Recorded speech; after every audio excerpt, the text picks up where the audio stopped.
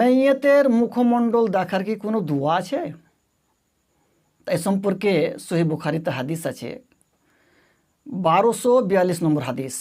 রাসূলুল্লাহ সাল্লাল্লাহু আলাইহি ওয়াসাল্লাম যখন মারা গেলেন, তো উমর রাদিয়াল্লাহু তাআলা আনহু দাঁড়িয়ে গেছেন তলোয়ার নিয়ে, আর বলছেন যে যেই বলবে যে রাসূলুল্লাহ সাল্লাল্লাহু আলাইহি ওয়াসাল্লাম মারা গেছেন, আমি তাকে হত্যা করে দেবো।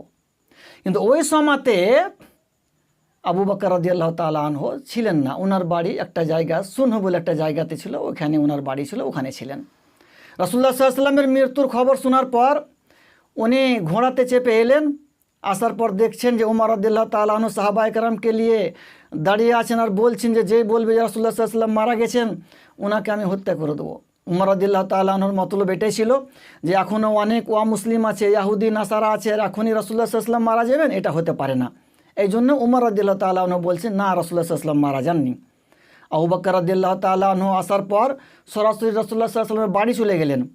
বাড়ি গিয়ে দেখছেন রাসূলুল্লাহ সাল্লাল্লাহু আলাইহি ওয়াসাল্লাম ঢাকা আছে। কোনো মানুষ মারা গেলে তাকে ঢেকে দিতে হয়, ঢাকা আছে একখানা চাদর দিয়ে।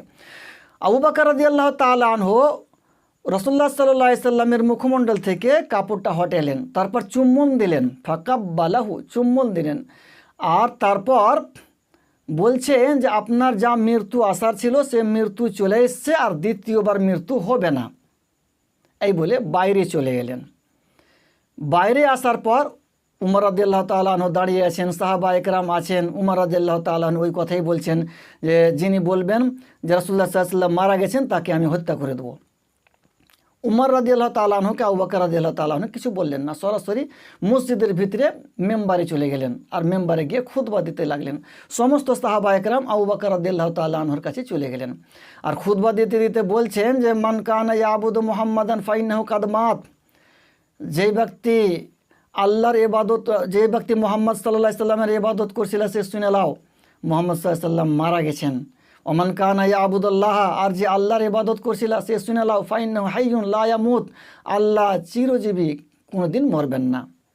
এই বলে বলছেন যে ওমা মুহাম্মাদুন ইল্লা রাসূল, মুহাম্মদ সাল্লাল্লাহু আলাইহি সাল্লাম একজন রসুল এবং নবী, কাদ খালাত মিন কাবলিহি রসুল, ইনার পূর্বে অনেক নবী এবং রসুল এসেছিলেন, ওরাও মারা গেছেন। আফাই মাতা, ইনি যদি মারা যান, আও কোতেলা, কিংবা ইনি শহীদ হয়ে যান, ইন কালাবতুম আলা আকিবিকুম, তোমরা কি আবার মুরতাদ হয়ে যাবা? ওয়ামান ইয়ানকালিব আলা আকিবিহি, যে মুরতাদ হয়ে যাবে, যারা মুরতাদ হয়ে যাবে, ফালাই ইয়াজুরাল্লাহ শাইআতা, তারা আল্লাহর কোনো ক্ষতি করতে পারবে না, তারা নিজেরই ক্ষতি করবে।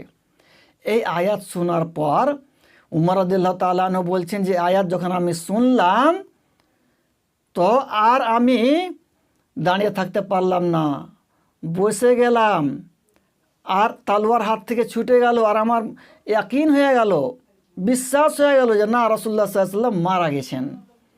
এই হাদিসটা বলার উদ্দেশ্য হলো আমার এই যে আবু বকর রাদিয়াল্লাহু তাআলা আনহু রাসূলুল্লাহ সাল্লাল্লাহু আলাইহি ওয়াসাল্লামের মুখমণ্ডল দেখলেন, কাপড়টা হটাইলেন মুখমণ্ডল থেকে, মুখমণ্ডল দেখলেন, চুম্বন দিলেন, কিন্তু কোনো দোয়া পড়লেন না। তার মানে মাইয়েতের মুখমণ্ডল দেখার কোনো দোয়া নেই। এদিকে দেখবেন আমাদের এলাকাতে বা অন্য এলাকাতে, আপনাদের এলাকাতে অনেক জায়গাতে রেওয়াজ আছে যে মাইয়েত রাখা আছে, মুখমণ্ডলটা ঢাকা আছে, কোনো মানুষ গেল একটু দেখেলি মুখমণ্ডলটা, তখন যেনারা থাকেন, মহিলা হোক বা পুরুষ হোক বা যিনি গেলেন, সকলে তখন দোয়া পড়েন লা ইলাহা ইল্লাল্লাহ। তার মানে মাইয়েতের মুখমণ্ডল দেখার দোয়া লা ইলাহা ইল্লাল্লাহ, এটা বুঝতে পারা যাচ্ছে যে মাইয়েতের মুখমণ্ডল থেকে কাপড়টা হটাইলেন, তখন পড়ছেন লা ইলাহা ইল্লাল্লাহ। তার মানে মাইয়েতের মুখমণ্ডল দেখার দোয়া হচ্ছে লা ইলাহা ইল্লাল্লাহ, কিন্তু কোনো হাদিসে নেই যে মাইয়েতের মুখমণ্ডল দেখার দোয়া হচ্ছে লা ইলাহা ইল্লাল্লাহ। তার মানে কোনো দোয়াই পড়তে হবে না। আবু বকর রাদিয়াল্লাহু তাআলা আনহু কোনো দোয়া পড়লেন না, মুখমণ্ডল দেখলেন, বাস হয়ে গেল। আরেকটা হাদিস আছে সহিহ বুখারীতে আছে, কিতাবুল জানাইজের মধ্যে, যে উসমান ইবনে মাযউন রাদিয়াল্লাহু তাআলা আনহু যখন মারা গেলেন, তো রাসূলুল্লাহ সাল্লাল্লাহু আলাইহি ওয়াসাল্লাম দেখতে গেলেন, ওনাকে কাফন দেওয়া হয়ে গেল, তারপর দেখতে গেলেন, মুখমণ্ডল থেকে কাপড়টা হটাইলেন, দেখলেন, কিন্তু কোনো দোয়া পড়লেন না। তার মানে বোঝা গেল মাইয়েতের মুখমণ্ডল দেখার কোনো দোয়া নাই। যিনারা লা ইলাহা ইল্লাল্লাহ এই সময়তে পড়ছেন, ওনারা ভুল করছেন, এটা পড়া চলবে না। আসসালামু আলাইকুম ওয়া রাহমাতুল্লাহি ওয়া বারাকাতুহু।